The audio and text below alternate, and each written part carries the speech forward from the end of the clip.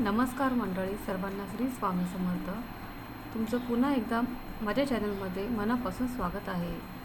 आज आहे शुक्रवार, कारण आज मी वैभव लक्ष्मी व्रताची सुरुवात केली आहे. मनात एक वेगळी शांतता आणि श्रद्धा आणि सकारात्मक ऊर्जा घेऊन आजच्या दिवसाची ही सुरुवात झालेली आहे. सकाळी उठल्यापासून आज दिवसभर उपवास होता. उपवास म्हणजे फक्त अन्न घेणं नाही, तर मन आणि विचार आणि कृती यांनाही शुद्ध ठेवण्याचा आजचा प्रयत्न असतो. शरीराला भूक लागते, पण श्रद्धा आणि मनाला ताकद देते.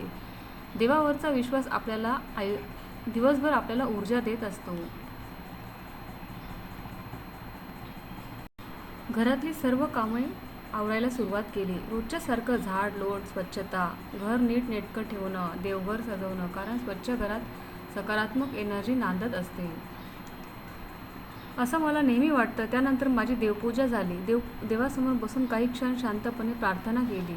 काही मिनिटांमध्ये मन हलकं वाटत होतं. आपण किती व्यस्त असलो तरी दिवसातून काही क्षण आपल्यासाठी नक्की काढले पाहिजे. मनाला वेगळीच एक शांतता मिळते. आज उपवास होता म्हणून बटाटे वाफेवरचे करण्याचं ठरवलं आणि जेवणामध्ये चणे भिजू घातले होते. जेवण बनवण्यासाठी चण्याची भाजी आज करायची होती, म्हणून सकाळी चणे भिजायला घातले होते. वैभव लक्ष्मीचं व्रत करायचं म्हणून मुलाला केळी, फुलं आणि पानं, सुपारी वगैरे आज सर्व काही घेऊन यायला सांगितलं होतं. माझा मुलगा घेऊन आला आणि संध्याकाळची पूजा बाकी होती. घरातलं सगळं झाल्यानंतर, जेवण वगैरे झाल्यानंतर माझी भांडी पण घासायला घेतली. सर्व घर स्वच्छ करून भांडी घासून टाकली. घरातले कामं केल्यानंतर पुन्हा स्वयंपाक बाकीच होता आणि आपल्याला उपवास असला तरी काय झालं, घरातल्या लोकांना जेवण बनवावंच लागतं. त्यामुळे महिलांसाठी कधीही कुठले कामं पुरत नाही, संपतच नाही. सकाळी उठल्यापासून ते रात्री झोपजेपर्यंत त्यांचं काम हे चालूच असतो. एक काम झालं की दुसरं झालं की तिसरं. या कामामध्ये आपला दिवस कसा जातो समजत नाही. अजून एक महत्त्वाचं म्हणजे मला आज हे काम झालं की मला दुसरं काम पण माझं बाकी होतं. साड्यांना मला 5 ते 6 साड्यांना मला पिको फॉल करायचं होतं, म्हणून मी ही कामं पटपट करायला घेतली होती.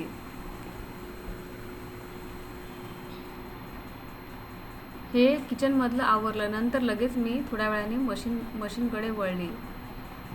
4 ते 5 पिको फॉल साड्या करून द्यायच्या. लगेच मशीनवर बसले. साडी हातात घेतली की मला नेहमी एक वेगळं समाधान मिळतं.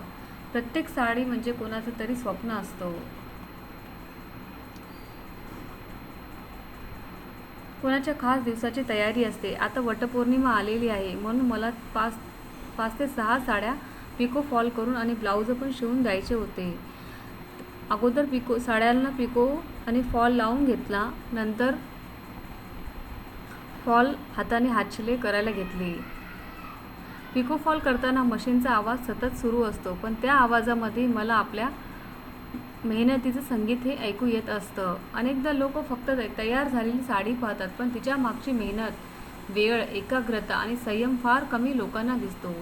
आयुष्यही अगदी तसंच आहे. लोक यश पाहतात, त्यामागे घाम, संघर्ष, अश्रू आणि सातत्य किती असतं हे फार कमी लोकांना माहिती असतं. आज मशीनवर काम करताना मला एक पुन्हा गोष्ट जाणवली.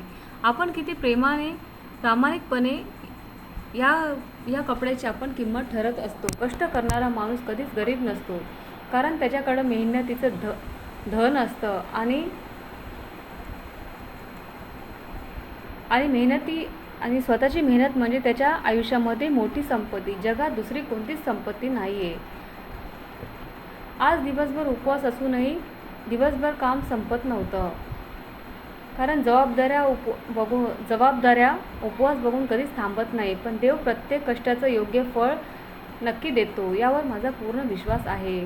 कधी आयुष्यामध्ये खूप कठीण काळ येत असतो. काम संपत नाही, शरीर थकतं, मन थकतं, पण अशावेळी एकच गोष्ट आठवते, आजचा संघर्ष उद्याच्या आनंदाची तयारी करत असतो. आज आपण जितकी आयुष्यामध्ये मेहनत करतो तितकं आपलं भविष्य आयुष्यामध्ये मजबूत होत असतं. म्हणून परिस्थिती कितीही अवघड असली तरी काम सोडू नका. देवावर विश्वास ठेवा, स्वतःवर विश्वास ठेवा आणि मेहनत करत राहा. दुपार कधी संपली आणि संध्याकाळचे 5 ते 6 वाजले कळलंच नाही. कामामध्ये वेळ कसा जातो हे समजत नाही.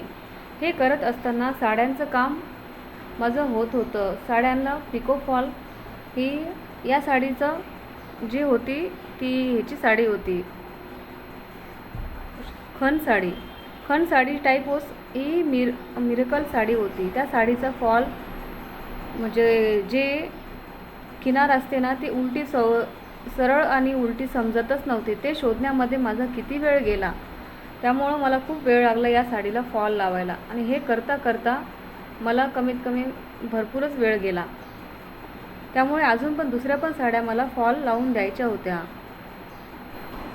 या सर्व साड्यांना फॉल लावता संध्याकाळचे फॉल लावलेला आहे.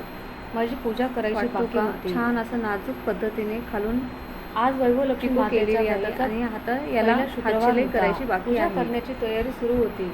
सर्व घरं हे साड्या पिको फॉल करून झाल्यानंतर सर्व घर झाडून पुन्हा उद्या वटपौर्णिमेची साड्या घेऊन चहा एक माझी मैत्रीण आली होती. तिने पण मला 3 ते 4 साड्या घेऊन आल्या.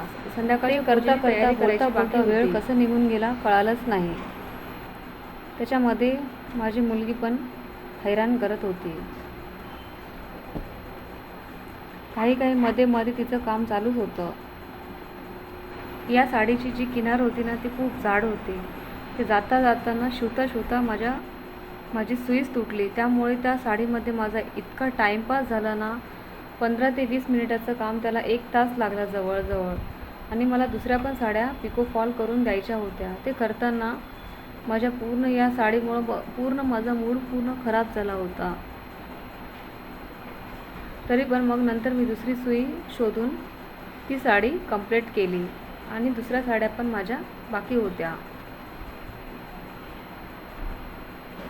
साड्यांचं काम पूर्ण झालं आणि मनामध्ये एकच विचार येत होता, आज वैभवलक्ष्मी व्रताची पूजा आहे. लगेच पूजा करण्याची आपली तयारी सुरू केली पाहिजे. देवघर स्वच्छ केलं, दिवा लावला, फुलं वाहिली. मनापासून पूजा करताना मनामध्ये एकच प्रार्थना होती, हे देवी आमच्या घरामध्ये सुख, समाधान, आरोग्य आणि सदैव सकारात्मकता राहू दे. फक्त पैशाचंच वैभव नाही तर मनाचे वैभव, नात्यामध्ये आणि संस्काराचे वैभव नेहमी कायम राहू दे. कारण खरी श्रीमंती बँकेत नसते तर ती आपल्या मनामध्ये असते. व्हिडिओ आवडला तर लाईक करा, शेअर करा, सबस्क्राईब करा. श्री स्वामी समर्थ.